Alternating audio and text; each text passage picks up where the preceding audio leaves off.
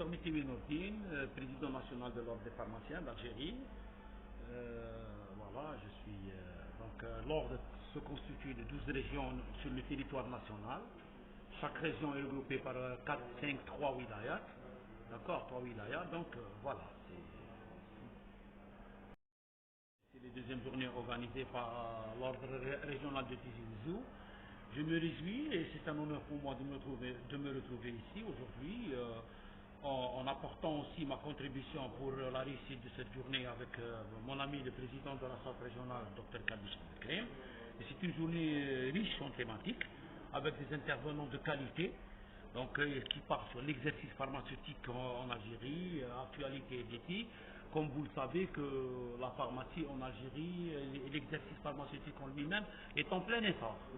Et il est en plein essor dans la mesure où actuellement l'ordre s'implique dans toutes les scènes, c'est-à-dire on fait appel à l'ordre, on implique l'ordre dans la rédaction de la réglementation, on lui demande des propositions. L'ordre il est là aussi pour aider les pouvoirs publics dans ce domaine-là. En tant qu'institution de l'État, nous sommes ravis de contribuer pour des amendements, pour apporter un plus afin que la profession pharmaceutique évolue et nous sommes même, l'ordre même va dans sa mission plus loin. Il est en train de s'échanger des données internationaux au niveau africain, maghrébin, au niveau des pays du MENA, Middle East Nation Arabic, c'est-à-dire les pays du Moyen-Orient, et même l'Algérie en matière d'industrie pharmaceutique, elle est en train de prendre des références par rapport à ces pays, parce que l'industrie pharmaceutique, on a constaté il y a 2 ans, on était à une autosatisfaction de 50%. Actuellement, nous atteignons 65 voire 70%. Donc ça évolue d'année en année. Et ça, c'est grâce aux efforts et aux propositions innovatrices plutôt du ministre de l'Industrie. Donc nous sommes, en tant qu'institution, on est impliqué directement au niveau de l'Observatoire national, au niveau de la liste des médicaments essentiels, de la commission de la liste des médicaments essentiels. Dans l'Observatoire national, nous attirons toujours l'attention à chaque fois au ministère sur les produits sous tension d'approvisionnement.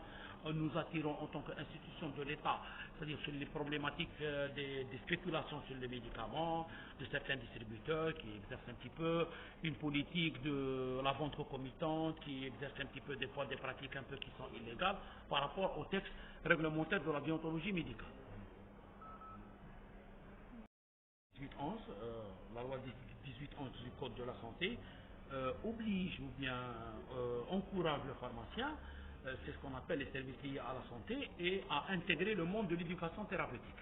C'est quoi le monde de l'éducation thérapeutique? C'est-à-dire que le pharmacien doit participer à l'éducation thérapeutique au niveau de son officier. C'est la prise en charge des malades, l'accompagnement, l'orientation, le conseil des malades, surtout les malades chroniques. Dans ma communication aujourd'hui, je vais parler sur le diabète, la prise en charge des malades diabétiques par le pharmacien. C'est pas soigner le diabétique, c'est pas diagnostiquer c'est une fois le diagnostic établi par un patient, le pharmacien il est là pour prendre le relais après le médecin. Il est là pour prendre le relais après le médecin dans le cadre de l'éducation thérapeutique, c'est-à-dire tout en l'accompagnant, en lui prodiguant des conseils qui sont essentiels afin d'éviter des complications, c'est le thème de ma communication, et pour mettre en exergue aussi aux pharmaciens et aux étudiants pharmaciens présents aujourd'hui dans cette journée à Tizi Ouzou, que le pharmacien est un acteur incontournable dans la chaîne de la santé publique de soins. Nous sommes là aussi, nous jouons notre rôle aussi, nous sommes engagés pleinement aussi, et puis la loi nous permet aussi d'aller vers cette option.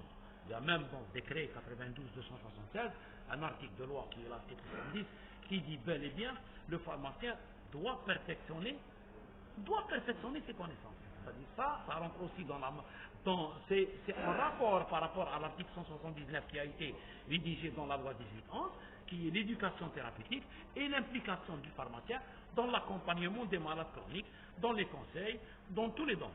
On a été présent, comme vous l'avez vu, pendant la Covid-19, c'est-à-dire pendant la période où le pic a été un peu inquiétant, où le pharmacien a participé dans une campagne nationale à la vaccination. Il a vacciné, il a fait des actes et gratuitement. N'oubliez pas que la pharmacie, c'est un espace de santé qui est ouvert 24/24. Donc, le client peut trouver conseil à tout moment et peut être pris en dans toute journée ou dans toute manifestation scientifique, on doit sortir avec des recommandations. Donc, ces recommandations, en fin de journée, il y a la sorte d'outil qui va c'est-à-dire inscrire ou qui va enregistrer, c'est-à-dire les communicants et les intervenants, afin qu'elles puissent s'inspirer de données ou bien de nouvelles données ou dispositions qui sont mises en pratique actuellement dans tous les pays du monde. L'exercice de la pharmacie évolue d'année en année et on aimerait bien qu'en Algérie, puisqu'on évolue aussi dans le domaine, on aimerait bien prendre ces recommandations et les mettre en pratique réellement sur le terrain.